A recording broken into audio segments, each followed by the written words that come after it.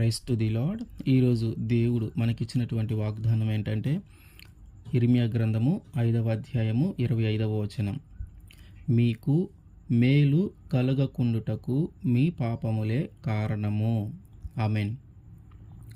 మన జీవితంలో మనకి మేలు కలగకపోవటానికి కారణము వేరే ఎవరో కాదు, మనము చేసినటువంటి పాపములే.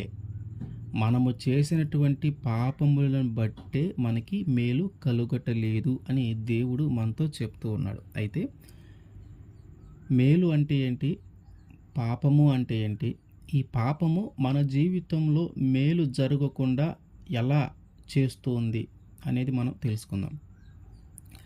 మేలు అంటే సహాయము, మేలు అంటే మంచిది లేదా శ్రేష్టమైనది లేదా ఆశీర్వాదము.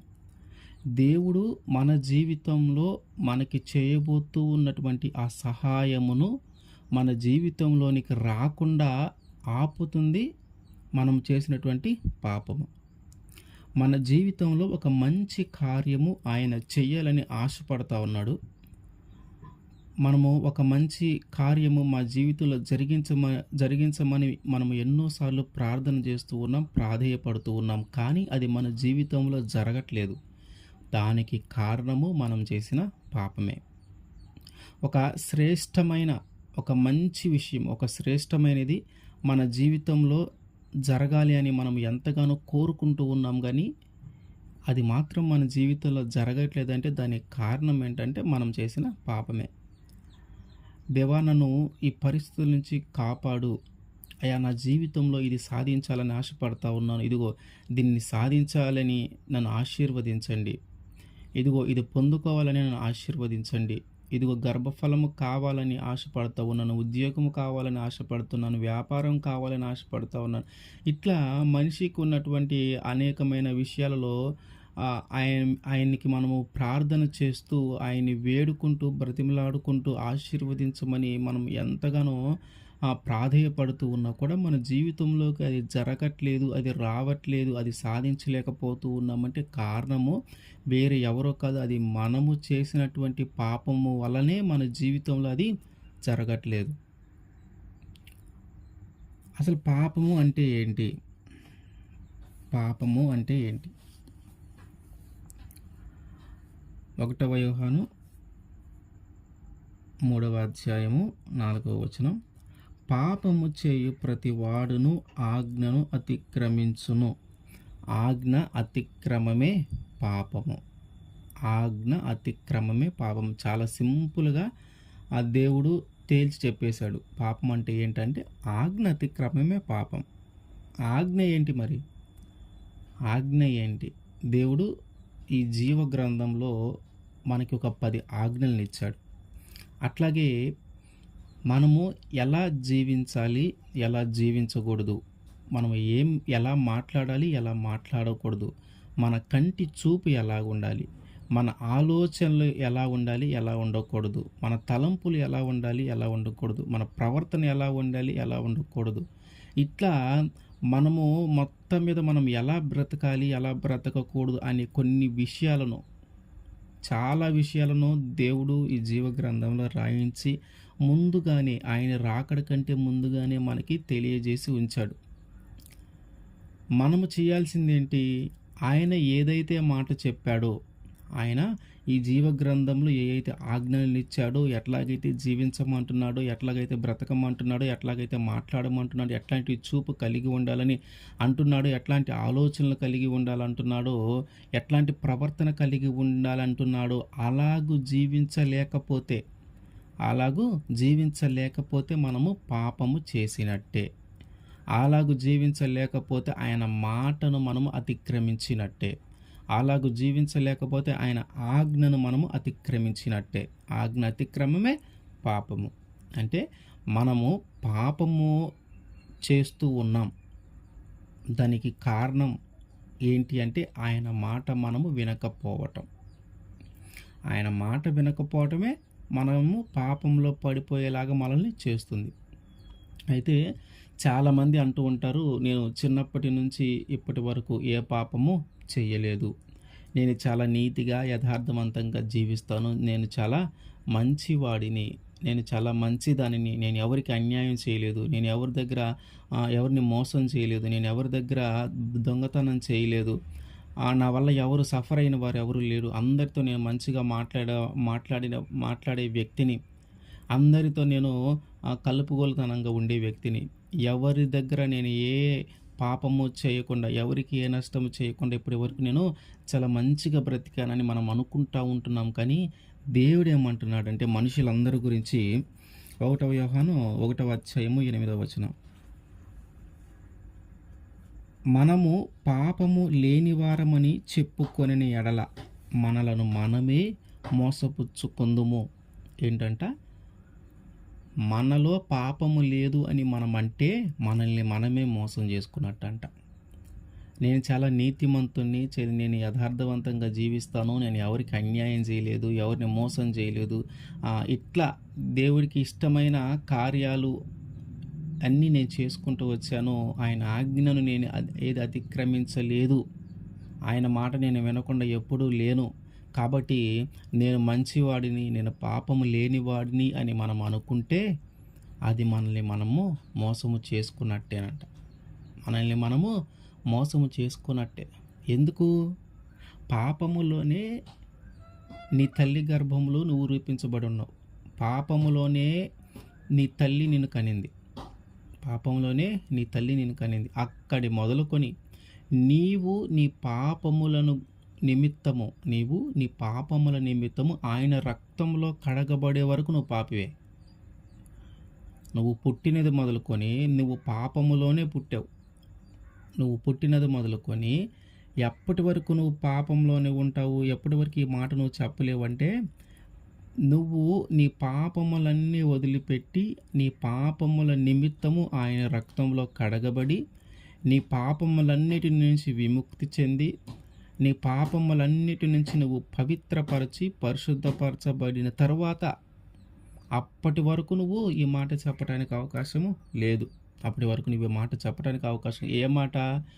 నేను మంచివాడిని, నేను ఏ పాపము లేనివాడిని, నేను పాపము లేనివాడిని అని చెప్పుకుంటే ఏంటంటే ఆయన చెప్తుంది, ఇదిగో ఎవరైతే పాపము లేనివారు, నేను పాపము లేనివాడిని అని చెప్పుకుంటున్నారో వారినే మోసం చేసుకుంటున్నట్టు. అంటే వాళ్ళు ఖచ్చితంగా పాపే. అందరము పాపులమే.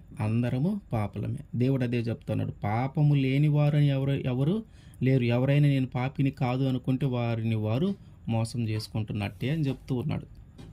అయితే ఎప్పటి వరకు అంటే ఆ పాపముల నిమిత్తము ఆయన దగ్గరకు వచ్చి నువ్వు పశ్చాత్తాపడి ఆయన రక్తంలో నువ్వు కడగబడి ఆయన నిన్ను పవిత్రంగా మార్చినాక, ఆయన నిన్ను పరిశుద్ధంగా మార్చినాక అప్పుడు ఒకవేళ నాలో పాపం లేదంటే నువ్వు అనొచ్చు. కానీ అప్పటి వరకు నువ్వు పాపవే. అయితే నువ్వు రక్షింపబడిన తర్వాత, అంటే ఆ పాపముల నుంచి విముక్తి చెందిన తర్వాత నీ జీవితం ఇంకా నువ్వు చనిపోయే వరకు ఆ రక్షణ అనుభవంతోనే నువ్వు బ్రతకాల. అంటే పాత జీవితాన్ని అంతా వదిలిపెట్టి కొత్త జీవితాన్ని నువ్వు పొందుకున్నావు కాబట్టి, పాపపు జీవితాన్ని వదిలిపెట్టుకొని పరిశుద్ధమైన జీవితం జీవిస్తూ ఉన్నావు కాబట్టి, ఈ పరిశుద్ధమైన జీవితాన్ని, ఈ పవిత్రమైన జీవితాన్ని నువ్వు మరణము వరకు దాన్ని తీసుకొని వెళ్ళాలి. మరణం వరకు మనం నమ్మకంగా ఉంటే అప్పుడు ఆయన మనకి నిత్య జీవాన్ని ఇస్తాడు. ఈ రక్షణను పొందుకొని పాపముల నుంచి విముక్తి చెంది ఆ పాపములన్నిటి నుంచి విడుదల పొందిన తర్వాత తిరిగి నువ్వు కానీ ఆ పాపంలో పడిపోతే, తిరిగి నువ్వు పాత జీవితంలోకి వస్తే నువ్వు మళ్ళీ ఎప్పటిలాగా పాపివే. మళ్ళీ నువ్వు ఆ మాట అనటానికి అవకాశము లేదు. ఇప్పుడు మనం బాగా గమనిస్తే పుట్టిన దగ్గర నుంచి రక్షణ పొందుకునే వరకు, అంటే మన పాపములను ఆయన రక్తంలో కడగబడే వరకు మనం పాపమే. ఆయన రక్తంలో మనం కడగబడి పవిత్రంగాను పరిశుద్ధంగాను మార్చబడిన తర్వాత ఆ పవిత్రతను పరిశుద్ధతను మనం కంటిన్యూ చేయనప్పుడు, దానిని ముందుకు తీసుకొని వెళ్ళనప్పుడు, మనం అలా జీవించినప్పుడు మళ్ళీ తిరిగి మనము పాపమే. కాబట్టి మంచివారు అంటే పాపము లేనివారు ఎవరు లేరు, అందరూ పాపులే. నేను మంచివాడిని, నేను పాపం లేనివాడినని ఎవరైనా చెప్పుకుంటున్నాడంటే వాడిని వాడు మోసం చేసుకుంటున్నట్టే. యోహాను సువార్త 8వ అధ్యాయము 1 నుంచి 9 వరకు. యేసు ఒలివ కొండకు వెళ్ళెను. తెల్లవారగానే యేసు తిరిగి దేవాలయములోనికి రాగా ప్రజలందరూ ఆయన యొద్దకు వచ్చిరి గనుక ఆయన కూర్చుండి వారికి బోధించుచుండెను. శాస్త్రులను పరిసయ్యులను వ్యభిచారమందు పట్టబడిన ఒక స్త్రీని తోడుకొని వచ్చి ఆమెను మధ్య నిలువబెట్టి, బోధకుడా, ఈ స్త్రీ వ్యభిచారము చేయుచుండగా పట్టుబడెను. అట్టి వారిని రాళ్ళు రువి చంపవలెనని ధర్మశాస్త్రములో మోషే మనకు ఆజ్ఞాపించెను గదా.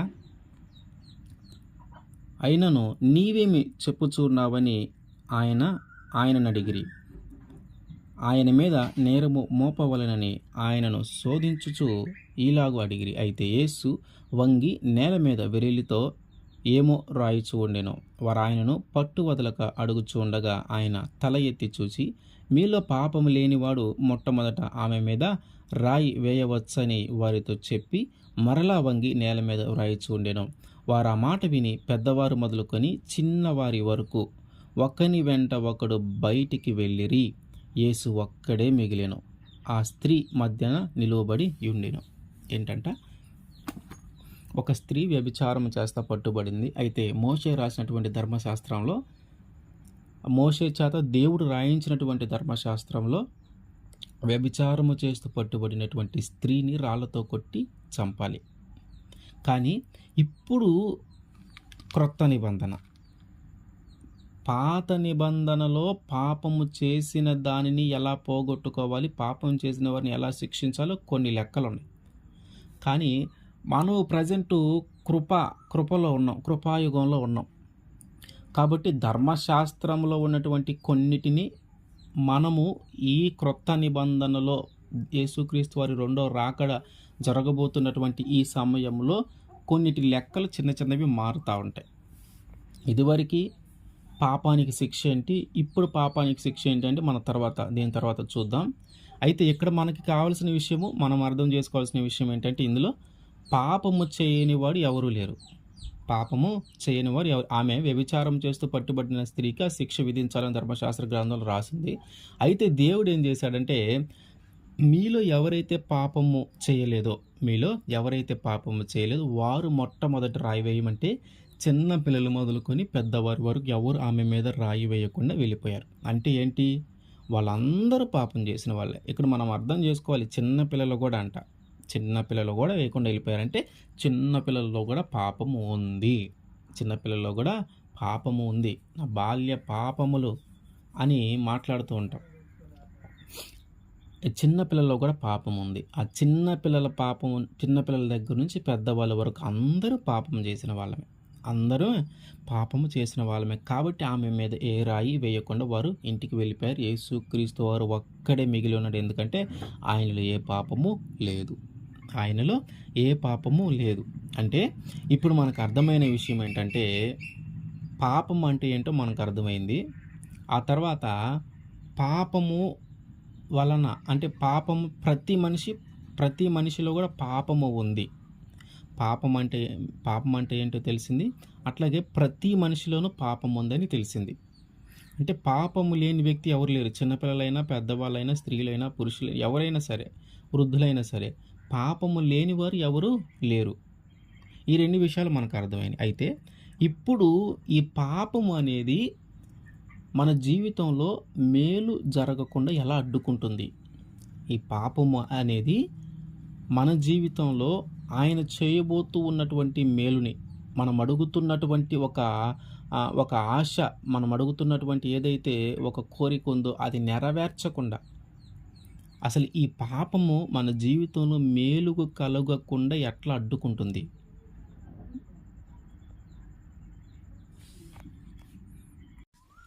యెషయా గ్రంథము 59వ అధ్యాయము 1-2 వచనాలు.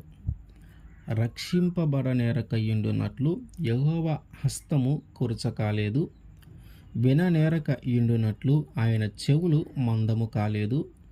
మీ దోషములు మీకును మీ దేవునికిని అడ్డుగా వచ్చెను. మీ పాపములు ఆయన ముఖమునకు మీరు మరుగుపరిచెను గనుక ఆయన ఆలకింపక ఉన్నాడు. ఇక్కడ ఏం చెప్తున్నారంటే, దేవుడు మనము చేసినటువంటి దోషాలు ఏవైతే ఉన్నాయో అయ్యంట మనకి, మన దేవుడికి మధ్యలో అడ్డుగా ఉన్నాయంట. మధ్యలో అడ్డుగా ఉన్నాయి. మనం చేసినటువంటి పాపముల వలన ఆయన యొక్క ముఖ దర్శనం మనకి జరగట్లేదు. ఆయన ముఖము మనకి కనపడకుండా ఆయనకి మనకి మధ్య ఒక అడ్డుగా ఏర్పడుతుంది. మనము మాట్లాడే మాట ఆయన ఆలకించలేకపోతా ఉన్నాడు. మనము చేసేటటువంటి ప్రార్థన ఆయన పోతా ఉన్నాడు. దానికి కారణం ఏంటంటే ఆయనకి మనకి మధ్యలో ఒక అడ్డుంది. ఆయనేమో పరలోకంలో ఆకాశ మహాకాశముల పైనున్నాడు. మనమేమో భూమి మీద ఉన్నాం. ఈ భూమి మీద ఉన్నటువంటి మనకి ఆ ఆకాశ మహాకాశముల కంటే పైన ఉన్నటువంటి ఆయనకి మధ్యలో ఒక అడ్డు ఏర్పడుతుంది. మనకు ఓజోన్ పొర ఉంటుంది భూమి మీద. ఆ ఓజోన్ పొర భూమి మొత్తాన్ని అట్లా కప్పి ఉంచుతుంది. ఆకాశానికి భూమికి మధ్యలో ఆ ఓజోన్ పొర ఉంటుంది. అట్లాగే కొన్నిసార్లు మేఘాలు మనకి బాగా అడ్డొస్తూ ఉంటాయి. మేఘాలు బాగా అడ్డొస్తూ ఉంటాయి. పైన చుక్కలు మన రాత్రిపూట చూసినప్పుడు చుక్కలు కనిపించకుండా ఈ మేఘాలు మనకు అడ్డుపడతా ఉంటాయి. ఎప్పుడైతే మేఘాలు లేవో ఆ చుక్కలు మనకు మంచిగా చక్కగా కనిపిస్తాయి. కానీ ఎప్పుడైతే మేఘాలు మనకు అడ్డం వస్తాయో ఆ చుక్కలు మనకి కనిపించవు. మధ్యలో ఈ మేఘాలు అడ్డు రావటాన్ని బట్టి. అంటే మనము చేస్తున్నటువంటి పాపము కూడా అట్లాగే మనకు అడ్డు వస్తూ ఉంటుంది. ఆయన్ని మనకు కనిపించకుండా, ఆయన మాట మనకు వినిపించకుండా, మన మాట ఆయనకి వినిపించకుండా ఒక అడ్డులాగా ఏర్పడతా ఉంటాయి. ఒక అడ్డులాగా ఏర్పడతా ఉంటాయి. కాబట్టి నువ్వు ఎన్నిసార్లు ప్రార్థన చేస్తూ ఉన్నా, ఎన్నిసార్లు దేవుణ్ణి అడుగుతా ఉన్నా, ఎన్నిసార్లు ఉపవాసం ఉండి చేస్తా ఉన్నా, నీ ప్రార్థన దేవుడు వినట్లేదు అంటే నీ ప్రార్థన దేవుడి దగ్గరికి వెళ్ళట్లా. నీ ప్రార్థన దేవుడి దగ్గరికి వెళ్ళట్ల. కారణం ఏంటి అంటే మధ్యలో ఒక అడ్డు ఏర్పడింది. మధ్యలో ఒక అడ్డు ఏర్పడింది. ఒక అడ్డు ఉన్నప్పుడు మనము అవతల వాళ్ళకి కనిపించము. ఇక్కడ మాట్లాడే మాట అవతల వాళ్ళకి వినిపించదు. అవతల ఉన్న వాళ్ళు మాట్లాడే మాట యువతలకి వినిపించదు. కారణం ఏంటి? మధ్యలో ఒక అడ్డము ఏర్పడింది. అవతల వాళ్ళు మనకి కనిపించరు, మనము అవతల వాళ్ళకి కనిపించాం. అవతల వాళ్ళ మాట మనకి వినపడదు, మన మాట అవతల వాళ్ళకి వినపడదు. ఎప్పుడు వాళ్ళకి మనకి మధ్యలో ఏదైనా ఒక అడ్డము ఏర్పడినప్పుడు. అందుకనే మనం ఎంత ప్రాధేయపడుతున్నా, ఎంత ఏడుస్తూ ఉన్నా, ఎంత ప్రార్థన చేస్తూ ఉన్నా మన జీవితంలో మేలు కలగపోవటానికి కారణం ఏంటంటే ఆయనకి మనకి మధ్య ఒక అడ్డము ఏర్పడింది. కాబట్టి నువ్వు చేసేటటువంటి ప్రార్థన ఆయన దాకా వెళ్ళట్ల. నువ్వు చేసేటటువంటి ప్రార్థన ఆయన దాకా వెళ్ళట్ల. ఇదిగో ఆకాశం దాకా వెళ్తుంది. ఆ అడ్డు ఏదైతే ఉందో దాన్ని తొలగించుకొని ముందుకు వెళ్ళలేకపోతుంది. ఆ అడ్డు దాటి దేవునికి మన మొర చేరట్ల. ఆ అడ్డు దాటి మనం పెడుతున్నటువంటి మొర, మనం ఏడుస్తున్నటువంటి ఏడుపు, మనం అడుగుతున్నటువంటి ఆశలు, కోరికలు ఇవేవి ఆయన దగ్గరికి పోవటానికి కారణం ఏంటంటే నీలో ఉన్నటువంటి పాపమే. నీలో ఉన్న పాపం ఏం చేసిందంటే నీకును నీ దేవునికి మధ్య ఒక అడ్డం ఏర్పాటు చేసింది. నీకును నీ దేవునికి మధ్య ఒక అడ్డం ఏర్పాటు చేసింది. ఏ దేవుడినైతే నువ్వు నమ్ముతా ఉన్నావో, ఏ దేవుడైతే నా బాధలని తీరుస్తూ ఉన్నాడని నువ్వు అనుకుంటా ఉన్నావో ఆ దేవునికి నీకు మధ్య ఒక అడ్డము ఏర్పాటు చేసింది. ఏంటి అంటే పాపము. మనం ఎంత ఎక్కువ పాపం చేస్తే అది అంత మందము కలిగి పెద్దదిగా ఏర్పడుతుంది. మనం ఎంత తక్కువ పాపం చేస్తే ఆ మందము చిన్నగా అవుతుంది. అంటే ఆ సన్నని దాన్ని పగలగొట్టడం తక్కువ టైం పడుతుంది, పెద్దదాన్ని పగలగొట్టడం ఎక్కువ టైం పడుతుంది. అంటే ఏంటంటే మనము చేసేటటువంటి పాపము ఏం చేస్తుందంటే ఆ పాపము వెళ్ళి నీకు నీ దేవునికి, మనకి మన దేవునికి మధ్యలో ఒక అడ్డంగా ఏర్పడి మనము చేస్తున్నటువంటి ప్రార్థనను, మనం చేస్తున్నటువంటి విన్నపములను, మనం చేస్తున్నటువంటి ఆర్తనాదాలను దేవుడి దగ్గరికి చేరకుండా అది మధ్యలో అడ్డుగా నిలబడతా ఉంది. మధ్యలో అడ్డం వేస్తూ ఉందన్నమాట. అందుకనే మన జీవితంలో మేలు జరగకపోవటానికి కారణం అదే. నీ హృదయంలోనో, నీ మనస్సులోనో, నీ తలంపులోనో ఏదో ఒక చోట నువ్వు పాపం ఉంచుకొని, ఏదో ఒక విధంగా నీ జీవితంలో పాపం ఉంచుకొని నువ్వు దేవునికి ఎంతగా ప్రాధేయపడుతూ ఉన్నా ఉపయోగము లేదు. అది దేవుని దగ్గరికి చేరట్లేదు. కాబట్టి మనము ఆలోచించాల్సిన విషయం ఏంటంటే మన జీవితంలో మేలుకు కలగకపోవటానికి కారణము మనం చేసిన పాపమే. ఆ పాపము ఏం చేస్తా ఉందంటే, నీకు ఆయనకి మధ్య ఒక అడ్డు ఏర్పాటు చేస్తా ఉంది. నువ్వు చేస్తున్నటువంటి ప్రార్థన ఏది కూడా ఆయన దాకా చేరకుండా ఒక అడ్డం ఏర్పాటు చేస్తా ఉంది. నువ్వు ఎంత ఉపవాసం ఉండి, ఎంత ప్రాధేయపడి, ఎంత బతిమలాడి, ఎంత ఏడ్చినా, ఎంత రోదన చేసినా, ఎంత మొర్రపెట్టినా, ఈ మొరంతా కూడా ఆయన సన్నిధికి చేరట్ల. ఒకవేళ ఆయన సన్నిధికి చేరుంటే ఎప్పుడో నీకు ఆ దేవుడు నువ్వు అడిగినది ఇచ్చేసేవాడే. నేను ఆ శ్రమ నుంచి, ఆ బాధ నుంచి దేవుడు ఎప్పుడు నిన్ను విడిపించేవాడే. కానీ అది చేరట్ల. కారణం ఏంటి? నువ్వు చేసినటువంటి పాపము ఇంకా మిగిలి ఉంది నీలో. నువ్వు చేసినటువంటి పాపము ఇంకా మిగిలి ఉంది నీలో. కాబట్టి ఆ పాపమును బట్టి, ఆ పాపము నీకు ఆయనకి మధ్య ఒక అడ్డు ఏర్పాటు చేసింది కాబట్టి నీ మొర ఆడదాకా పోకుండా, నీ బాధలు, నీ శ్రమలు ఆయన దాకా పోకుండా ఆగిపోతూ ఉన్నాయి. అదే ఆయన దగ్గరికి చేరితే మనం మాట్లాడేది, మనం ప్రార్థించేది, మనం అడిగేది, మనం కోరుకునేది ఏదైతే ఉందో అది ఆయన దగ్గరికి గాని చేరితే ఖచ్చితంగా ఆయన మన మొర విని మనల్ని వదిలిపెట్టి వెళ్ళిపోయేవాడు కాదు. ఆయన మనల్ని దాటి వెళ్ళిపోయేవాడు కాదు. ఖచ్చితంగా మనం అడిగినది, మనం కోరుకున్నది, మనం ఆశించినది ఆయన జరిగించే తీరుతాడు. అయితే ఇప్పుడు ఈ పాపము నుంచి ఎలా బయటపడాలి? ఇప్పుడు మన జీవితంలో మేలు జరగట్ల. ఎంత ప్రయత్నం చేసినా ఒక కార్యము గురించి మనం ఎన్నోసార్లు ప్రయత్నం చేస్తూ ఉన్నాము కానీ ఏదో ఒక మూలన, ఏదో ఒక చోట పాపము పొంచి ఉంది. అది మనం గ్రహించట్ల.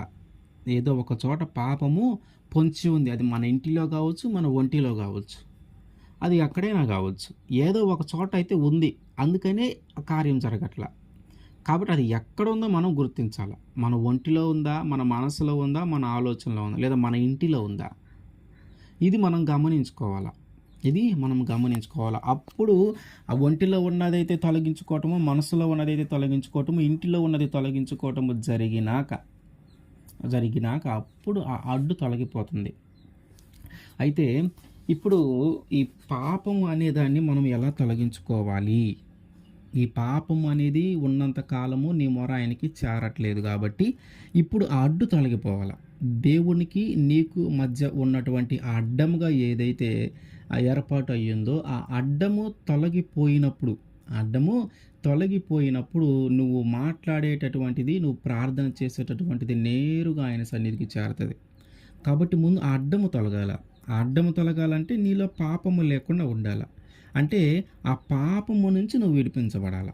నువ్వు చేసినటువంటి పాపము నుంచి నువ్వు విడిపించబడాలి. అప్పుడు ఆ పాపము నీకు ఆయనకి మధ్య అడ్డుగా లేకుండా పోతుంది. అంటే నీ జీవితంలో పాపము లేనప్పుడు నీకు ఆయనకి మధ్య అడ్డు ఏర్పడదు. నువ్వు చేసేటటువంటి ప్రార్థన నేరుగా ఆయన సన్నిధికి చేరుతుంది. అయితే మరి ఎలా? హెబ్రీ రాసిన గ్రంథము 10వ అధ్యాయము 4వ వచనం. ఏలయనగా ఎడ్ల యొక్కయు మేకల యొక్కయు రక్తము పాపములను తీసివేయుట అసాధ్యము.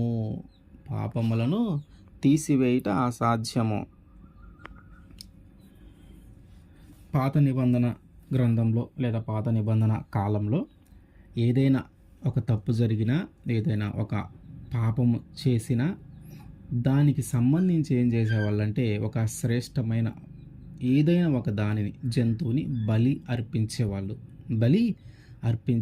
ఆ బలి అర్పించి వారి యొక్క పాపాన్ని పోగొట్టుకునేవారు. అయితే అది పాత నిబంధన కాలం. అది ధర్మశాస్త్రానికి లోబడి జరుగుతూ ఉంది.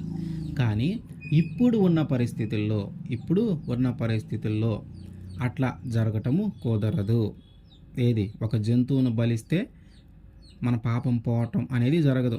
మనం చూస్తూ ఉంటాం చాలామంది ఊరి చివరలలో కానీ లేకపోతే ఎక్కడైనా దూరంగా ఉన్నప్పుడు ఆ అమ్మవారని కానీ లేకపోతే ఇంకొక దేవతని వారు వెళ్ళి ఒక మేకను కానీ ఒక పొట్టేలను కానీ తీసుకొని వెళ్ళి అక్కడ వధించేసి, అక్కడ బలి అర్పించేసి ఆ దేవతకి అక్కడే కుటుంబం అంతా ఉండి భోజనాలు చేస్తూ ఉంటారు. వాళ్ళు ఏం భావిస్తూ ఉంటారంటే, ఇదిగో నేను ఇక్కడికి తీసుకొచ్చి నా మొక్కు తీర్చుకున్నాను, లేదా ఒక బలి అర్పించాను కాబట్టి నా మొక్కు నెరవేర్చుకున్నాను కాబట్టి ఇక నుంచి నాలో ఏ దోషము ఉండదు. నాలో ఉన్న దోషాలన్నీ ఇదిగో ఈ బలితో, ఈ గొర్రెను లేదా ఇక్కడ తీసుకొచ్చి దేన్నైతే వధించానో ఒక జంతువును వధించి ఆ అమ్మవారికి నైవేద్యముగా నేను అర్పించాను కాబట్టి ఇక నుంచి నాలో ఏ దోషము ఉండదు. ఈ దోషాలన్నీ నాలో నుంచి వెళ్ళిపోయినాయి. ఈ దెబ్బతో నా నా యొక్క శని పోతుంది, నా యొక్క దరిద్రం పోతుంది, నాకున్నటువంటి బాధలు పోతాయి అని ఆ నమ్మకంతో వారు ఆ పని చేస్తూ ఉంటారు. నమ్మకంతో వారు ఆ పని చేస్తూ ఉంటారు. ఏ పని?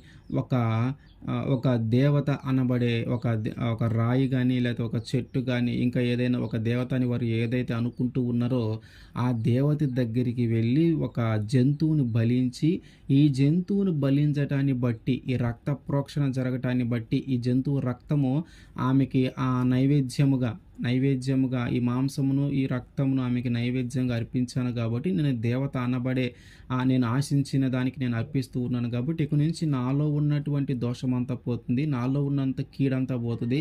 నా మీద ఉన్నటువంటి ఈ పాపమంతా పోతుంది. నాలో ఉన్నటువంటి ఈ దోషాలన్నీ పోతాయి. ఇక నన్ను ఏమీ చేయలేదు. ఇక నుంచి నాకు అంతా మంచే జరుగుతుందని వాళ్ళు భావిస్తూ ఉంటారు. అయితే తెలుసుకోవాల్సిన విషయం ఏంటంటే, ఒకవేళ అప్పటిదాకా నువ్వు మంచిగా అయ్యే పాపంలో పడిపోకుండా ఉన్నా, ఇదిగో ఇప్పుడు ఏదైతే ఆ దేవత దగ్గరికెళ్ళి అర్పించావో, బలి చేసావో, దానిని బట్టి నీ జీవితంలో పాపము అంటుకుంటది. అక్కడి నుంచి అసలు కథ మొదలవుతుంది. మనం అనుకుంటాం ఇక నుంచి మన దోషాలు పోతాయి అని అనుకుంటాం గానీ, అదే మొదటి దోషం అవుతది.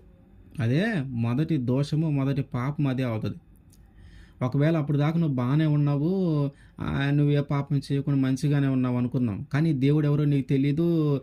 దేవుడు ఇట్లా ఇట్లా బలి అర్పించకూడదు, దేవతలకు మొక్కకూడదు అని ఇట్లా నీకేం తెలీదు. దేవుని యందు భయభక్తులు లేని వ్యక్తివి అనుకున్నాం. నీ తల్లిదండ్రుల బలవంతం వలనో, లేకపోతే ఇంకొకరి బలవంతం వలనో నువ్వు వెళ్ళి ఒక మేకనో, ఒక కోడినో, ఒక గొర్రెనో ఏదో ఒక దాన్ని బలి దాని ఆ దేవత దగ్గరికి వెళ్ళి నువ్వు బలి అర్పించి వచ్చావనుకో, అప్పుడు దాకా నీ జీవితంలో పాపం లేని వ్యక్తి కావచ్చు. కానీ ఇదిగో దానిని బట్టి ఇప్పుడు నీ జీవితంలోకి పాపం వచ్చినట్టే. దానిని బట్టి నీ జీవితంలోకి పాపం వచ్చినట్టే. ఇంకా నేను ఈ బలి అర్పిస్తున్నాను కాబట్టి ఇక నాలో ఏ దోషం ఉండదు. మనం చూస్తూ ఉంటాం. మన చుట్టుపక్కల కూడా చాలామంది ఉంటారు. ఎందుకంటే వాళ్ళ జీవితంలో సమాధానం లేనప్పుడు, వాళ్ళ జీవితంలో అస్తమానం గొడవలు అవుతూ ఉండటం, ఇంట్లో సమాధానం ఉండదు, ఒకరికొకరు తిట్టుకుంటూ ఉంటారు. ఇట్లాంటి పరిస్థితులు వాళ్ళు ఏం చేస్తారంటే, లేదా వ్యాపారం ఏదైనా నష్టం వచ్చినా, అనుకోని ఏదైనా జరిగినా వాళ్ళు ఏం చేస్తారంటే, ఆ చుట్టుపక్కల ఆ ఊరికి శివారులో, పొలిమేరల్లో ఉండేటువంటి గ్రామ దేవతలు అనబడేటువంటి వాటి దగ్గరికి వెళ్ళి ఒక గొర్రెను కానీ, ఒక మేకను కానీ, లేకపోతే ఇంకా ఏదైనా ఒక జంతువుని తీసుకొని వచ్చి బలి అర్పిస్తారు. ఎందుకు అంటే కారణం ఏంటంటే, ఆ రక్త ప్రోక్షణ లేదా ఆ రక్తము ఆ దేవతకి లేదా ఆ దేవుడు అనబడే ఆ రాయికి లేదా దేవత అనబడే వాటికి అర్పించేసి, ఆ మాంసాన్ని, ఆ రక్తాన్ని నైవేద్యంగా అర్పించేసి, ఇక నుంచి మా పాపం పోయింది, మా దోషం పోయింది, మా ఇంట్లో సమాధానం ఉంటుంది అని వాళ్ళు అనుకుంటారు. కానీ అసలు కథ అక్కడే మొదలైద్ది. అక్కడి నుంచే పాపం మొదలైద్ది. అక్కడి నుంచే నీ జీవితంలో సమాధానం ఉండదు. అక్కడి నుంచి ఇంకా అది ఎక్కువైపోయిద్ది కానీ అది తగ్గదు. ఎందుకంటే నువ్వు చేసింది మంచి పని కాదు. అది పాపము. ఏది పాపము? అన్య దేవత దగ్గరికి వెళ్ళటం పాపము. నిజమైన దేవుడు ఒక ఆయన ఉన్నాడు, ఆయన దగ్గరికి రావాలా. నువ్వు నిజమైన దేవుణ్ణి వదిలేసుకొని రాయికి, రప్పకి, చెట్టుకి, విగ్రహానికి, మనుషులు చేసినటువంటి శిలలకి వెళ్ళి నమస్కారం చేసి, వాళ్ళ దగ్గరికి వెళ్ళి నువ్వే మా దేవతవి, నువ్వే మా దేవుడివి, ఇదిగో నీ కోసం మేము ఒక జంతువుని బలిస్తూ ఉన్నాము, ఈ రక్తాన్ని త్రాగు, ఈ మాంసాన్ని తిని మాలో ఉన్నటువంటి దోషాన్ని తొలగించమంటే అది తొలగించలేదు. అంతే. అది తొలగించలేదు. ఇక అది తొలగించటం అట్టుంచు. అక్కడి నుంచి అసలు కథ మొదలైద్ది. ఏం మొదలైద్ది అంటే, అక్కడి నుంచే నీలో పాపము అంటుకుంటుంది. అదే మొదటి పాపం అయింది నీకు. అక్కడి నుంచే నువ్వు పాపం చేసిన వ్యక్తికి ఎంచబడతావు. ఒకవేళ అప్పుడు దాకా నువ్వు పాపం చేయని వ్యక్తి అయితే అదే మొదటి తప్పు నీ జీవితంలో చేసింది. కాబట్టి ఈ ఎడ్ల రక్తమైనా, మేకల రక్తమైనా, గొర్రెల రక్తమైనా మనం ఎవరికైనా బలిచ్చామంటే దానివల్ల మన పాపాలు పోవు. దేవుడు చాలా స్పష్టంగా చెప్తా ఉన్నాడు. ఏమని? ఏలయనగా ఎడ్ల యొక్కయో, మేకల యొక్కయో రక్తము పాపములను తీసివేయట అసాధ్యము. నువ్వు ఏ జంతువునైనా బలియ్యి, నువ్వు ఎంత పెద్ద జంతువునైనా బలియ్యి, నువ్వు ఏ దేవతకైనా బలియ్యి, ఏ దేవుడికైనా, నువ్వు దేవత అనుకునే వాటికి వేటికైనా బలియ్యి, నువ్వు దేవుడు అనుకునే వాటికి వేటికైనా బలియ్యి. ఆ రక్తము చెందటం వల్ల కానీ, ఆ జంతువుని వధించటం వల్ల కానీ, వాటిని బలర్పించటం వల్ల కానీ, అవి ఏవి కూడా నిన్ను పాపములో నుంచి విడిపించవు. వాటన్నిటిని బట్టి నీ పాపము తొలగిపోదు. కాబట్టి మనం గుర్తుంచుకోవాలా, వీటన్నిటిని బట్టి పాపము తొలగిపోదు. మరి ఎలా ఈ పాపము నుంచి మనం విడిపించబడతాము? ఎప్పుడైతే మనం పాపం నుంచి విడిపించబడతామో అప్పుడు ఆయనకి నీకు మధ్య అడ్డంగా ఏర్పాటు చేసినటువంటిది అదంతా పోయి మనము చేసేటటువంటి ప్రార్థన నేరుగా ఆయన సన్నిధికి చేరుతుంది. మరి అడ్డము తొలిగేది ఎలా? అడ్డము తొలిగేది ఎలా? 2 కొరింథీ 7వ అధ్యాయము 14వ వచనం. నా పేరు పెట్టబడిన నా జనులు తమ్మును తామును తగ్గించుకొని ప్రార్థన చేసి నన్ను వెదకి తమ చెడు మార్గములను విడిచిన ఎడల ఆకాశము నుండి నేను వారి ప్రార్థనను విని వారి పాపములను క్షమించి వారి దేశమును స్వస్థపరచుదును. ఏంటంట? నా పేరు పెట్టబడిన నా ప్రజలు అంటే ఈ భూమి మీద ఉన్న ప్రతి ఒక్కరూ ఆయన ప్రజలే. మనమందరము ఏం చేయాలంట?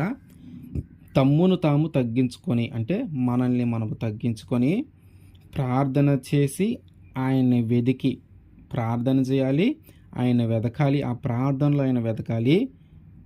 అప్పుడే ఆ ప్రార్థన చేసి ఆయన వెతకంగానే సరిపోయిందా? ఆకాశము నుండి ఆయన మన ప్రార్థన వింటున్నాడా? కాదు, ఇంకా అక్కడ అడ్డుగా ఉంది. ఎప్పుడు అడ్డు తొలగిద్దంటే చెడు మార్గములను విడిచిన ఎడల, తమ చెడు మార్గములను విడిచిన ఎడల అంటే మనము చేసినటువంటి పాపమును మనము వదిలిపెట్టినప్పుడు, మనము చేసినటువంటి పాపమును మనము వదిలిపెట్టినప్పుడు ఆ పాపము గురించి మనము ఆయన దగ్గర పశ్చాత్తాపడి మనం ప్రార్థన చేసి ఆయన్ని వెతికేటప్పుడు, ఇదిగో నేను ఈ దోషం చేశాను, నేను ఈ పాపం చేశానయ్యా, నాకు తెలియలేదు, పొరపాటున జరిగిపోయింది, నేను ఎంతో బాధపడుతూ ఉన్నాను, దీన్ని బట్టి నేను ఎంతో పశ్చాత్తాపడుతున్నాను, దీన్ని బట్టి ఇక నుంచి ఎప్పుడు ఈ పాపంలో నేను పాల్గొనను, ఇంకెప్పుడు ఈ పాపాన్ని నేను చేయను, నన్ను కాపాడు, నన్ను బలపరచు అని మనము ప్రార్థన చేస్తే అప్పుడంట ఏం జరిగింది? ఆకాశము నుండి నేను వారి ప్రార్థనను విని, అప్పుడు దాకా వినలా, ప్రార్థన చేసిన వినలా, వెతికినా వినలా. ఎప్పుడు విన్నాడంటే నీ చెడు మార్గములను విడిచినప్పుడు, తమ చెడు మార్గములను విడిచినప్పుడు, అంటే మనము చేసేటటువంటి పాపాన్ని మనం వదిలిపెట్టి వచ్చినప్పుడే ఆయన మన మొర వింటూ ఉన్నాడు. ఆయన మన మొర వింటూ ఉన్నాడు. కాబట్టి నువ్వు ఎంత పాపము చేసినా నువ్వు పాపములోనే ఉండి ప్రార్థన చేస్తే వినటం కష్టం. నువ్వు పాపములోనే ఉండి ప్రార్థన చేస్తే వినటం కష్టం. ఎందుకంటే నీ ప్రార్థన దేవునికి సన్నిధికి చేరకుండా ఒక అడ్డు ఉంది. ఏమడ్డు అది? నువ్వు చేసిన పాపమే నీకు అడ్డుగా ఏర్పడిద్ది. నువ్వు చేసినటువంటి పాపమే ఆకాశంలో ఉన్నటువంటి ఆయనకి, భూమి మీద ఉన్నటువంటి నీకు మధ్య ఒక అడ్డు ఏర్పాటు చేసిద్ది. కాబట్టి నువ్వు పాపములోనే ఉండి దేవునికి ప్రార్థన చేస్తే అది దేవుని సన్నిధికి చేరదు. మరి ఎలా చేరిద్ది? ఈయన ఏమంటున్నాడు? నీ తప్పు నువ్వు తెలుసుకొని, నిన్ను నువ్వు తగ్గించుకొని, నీ తప్పు నువ్వు తెలుసుకొని, నీ తప్పులన్నిటిని ఒప్పుకొని, వాటన్నిటి నుంచి నువ్వు బయటపడాల, వాటన్నిటిని నువ్వు వదిలిపెట్టాల. వాటన్నిటి నువ్వు ఎప్పుడైతే వదిలిపెడతావో, ఆయన సన్నిధిలోకి ఎప్పుడైతే వస్తావో, ఆయన సన్నిధిలో నువ్వు చేసినటువంటి ప్రతి పాపాన్ని ఎప్పుడైతే ఒప్పుకుంటావో, ప్రతి పాపాన్ని ఎప్పుడైతే ఒప్పుకుంటావో, ఆ పాపము నిమిత్తము నువ్వు ఎప్పుడైతే పశ్చాత్తాపడతావో, ఆ పాపాన్ని ఇంకెప్పుడు తిరిగి చెయ్యనని ఆయన దగ్గర మాట ఇస్తావో, ఆ పాపమును తిరిగి చేయకుండా నువ్వు జీవిస్తూ ఉంటావో, అప్పుడు ఆయన నువ్వు మాట్లాడేటటువంటి ప్రార్థన, నువ్వు చేసేటటువంటి ప్రార్థన ఆయన ఆకాశము నుండి విని మన పాపములను క్షమిస్తాడు. ఆయన ఎప్పుడు క్షమిస్తాడంటే మనం ప్రార్థన చేసినప్పుడు. మరి మనం చేసినటువంటి ప్రార్థన దేవుడి సన్నిధికి చేరాలంటే ముందు మన మనస్సు, మన ఆలోచనలు, మన తలంపులు మారి, మనము చేసేటటువంటి తప్పును మనము గ్రహించి, మనల్ని మనము తగ్గించుకొని, ఆ తప్పులను బట్టి ఆయన దగ్గర మనం పశ్చాత్తాపడి, ఆ పాపమునంతటిని ఆయన సన్నిధిలో మనం ఒప్పుకోవాలా.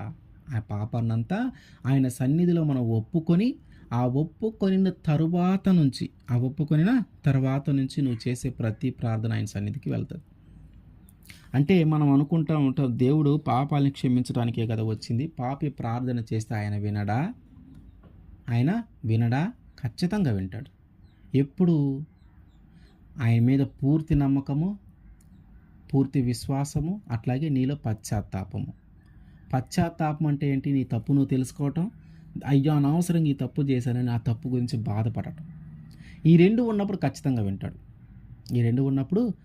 ఆయన అదే చెప్తున్నాడు, ఫస్ట్ నిన్ను నువ్వు తగ్గించుకో. ఆ తర్వాత ఏం చేయాలా? ప్రార్థన చేయి. నిన్ను నువ్వు తగ్గించుకొని ప్రార్థన చేస్తూ నీ తప్పులు ఏయైతే ఉన్నాయో అవన్నీ నువ్వు గ్రహించాలా. నీ తప్పులు ఏయైతే ఉన్నాయో అవన్నీ నువ్వు గ్రహించుకొని వాటన్నిటిని ఏది మరుగు చేయకుండా వాటన్నిటిని మనము ఒప్పుకోవాలా. ఎవరి దగ్గర? యేసుక్రీస్తు వారి దగ్గర మనం ఒప్పుకోవాలి. ఎందుకంటే ఆయన నిజమైన దేవుడు. ఎప్పుడైతే నీ పాపాలు నువ్వు ఒప్పుకుంటావో అప్పుడు ఆయన నిన్ను క్షమిస్తాడు. ఏమి క్షమిస్తాడు? నీ పాపాన్ని క్షమిస్తాడు. ఆయన నీ పాపాన్ని క్షమిస్తాడు. కాబట్టి నువ్వు నిజమైన దేవుడు ఎవరో తెలుసుకొని ఆయన దగ్గరికి రా. ఆయన యేసుక్రీస్తు వారు. నిజమైన దేవుడు యేసుక్రీస్తు వారే. ఆయన దగ్గరకొచ్చి నిన్నేమి వధించమంటలేదు, బలి అర్పించమంటలేదు. నువ్వు అది తే, ఇది తే అని ఆయన చెప్పట్లా. నువ్వు అది తెస్తేనే నీ పాపం పోయిద్ది. నువ్వు పెద్ద మేకను బలిస్తేనే, పెద్ద గొర్రెను బలి అర్పిస్తేనే నీ పాపం పోయిద్ది. నువ్వు ఇంత కుంకుమ తీసుకురా, ఇంత పసుపు తీసుకురా, ఇవేమి చెప్పట్లా ఆయన. ఆయన చెప్తుంది ఏంటి? నీ పాపాలు నువ్వు ఒప్పుకో. నీ పాపము నువ్వు ఒప్పుకో, తిరిగి ఆ పాపం చేయి మాకు. నీ పాపాన్ని నువ్వు ఒప్పుకో, తిరిగి ఆ పాపం చేయి మాకు. అదే చెప్తున్నాడు. ఇది ఏమైనా కష్టమైన పనా? అది ఏమైనా కష్టమైన పని? ఒక 10,000 20,000 ఖర్చు అయ్యే పనే? పోనీ అందరిలో ఏమైనా ఒప్పుకోమంటున్నాడా? ఆ 10 మందిని, 100 మందిని నిలువబెట్టి వాళ్ళందరి మధ్యలో నువ్వు మైక్ పెట్టి చెప్పి నా పాపాన్ని నువ్వు ఒప్పుకుంటేనే నేను క్షమిస్తాను, లేకపోతే క్షమించనని చెప్తా ఉన్నాడా? నువ్వు ఒంటరిగా ఉన్నప్పుడైనా, నువ్వు ఒక్కడివే ఉన్నప్పుడు, ఒక్కదానివే ఉన్నప్పుడైనా నువ్వు మోకాళ్ళేసి ప్రార్థన చేసి నువ్వు చేసిన పాపాలన్నిటిని ఆయన ఒప్పుకున్నా కూడా ఆయన క్షమిస్తాడు.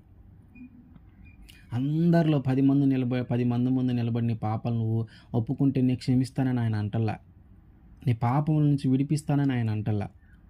ఒక్కడిగా ఉన్నా సరే, ఏకాంతంగా ఉన్నా సరే, నీ జీవితంలో నువ్వు చేసిన ప్రతి పాపాన్ని ఒప్పుకుంటే, నువ్వు చేసిన ప్రతి పాపాన్ని కానీ నువ్వు ఒప్పుకుంటే చాలు, ఆయన నీ పాపం నుంచి విడిపిస్తాడు. ఆయన నిన్ను నీ పాపం నుంచి విడిపిస్తాడు. కాబట్టి మనము గ్రహించాల్సిన విషయం ఏంటంటే, మనమందరం పాపులమే. ఎవరము మంచి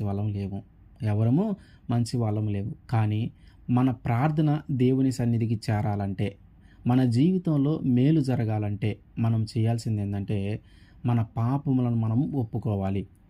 మన జీవితంలో ఎందుకు మేలు జరగట్లేదని మనకు అర్థమైంది. ఏంటి? మనం చేసినటువంటి పాపము మనకి ఆయనకి మధ్య ఒక అడ్డుగా ఏర్పడింది. కాబట్టి మనం చేసేటటువంటి ప్రార్థన ఆయన దాకా వెళ్ళట్లేదు.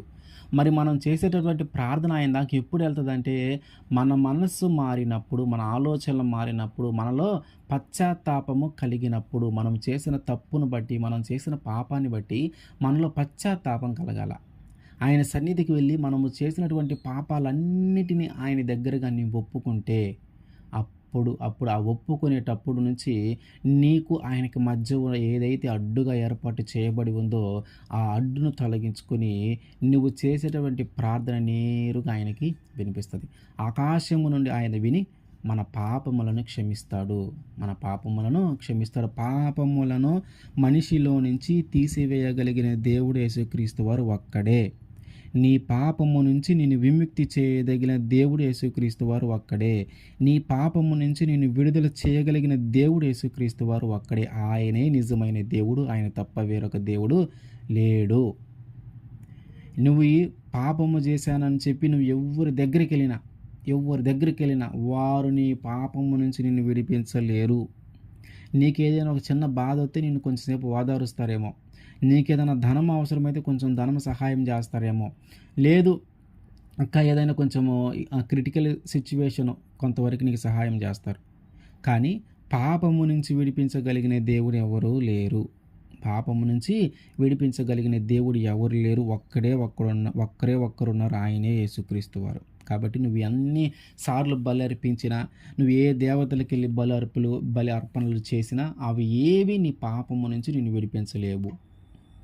నీ పాపము నుంచి నువ్వు విడిపించబడనంతసేపు నువ్వు చేసేటటువంటి ప్రార్థన ఆయన సన్నిధికి చేరదు.